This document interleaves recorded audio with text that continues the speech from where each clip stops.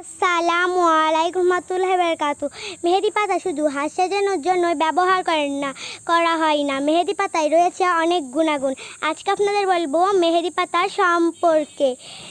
আপনাদের পা ফাটলে পাততলায় যদি মেহেদি পাতা বেটে লাগান তাহলে আপনাদের পা ফাটা কমবে। আপনাদের মাথা ব্যথা হলে এই মেহেদি পাতা বেটে আপনাদের মাথায় লাগাবেন।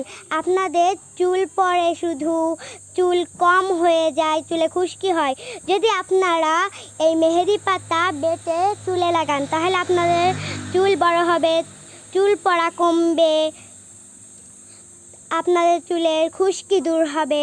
নিয়মিত লাগালে আপনাদের অনেক বড় চুল হবে। আপনাদের যদি গালে অনেক দুর্গন্ধ হয় তাহলে মেহেদি পাতা সিদ্ধ করে পানিগুলো ছেঁকে নিয়ে আপনারা কুলি করবেন, তাহলে আপনাদের গালে দুর্গন্ধ যাবে।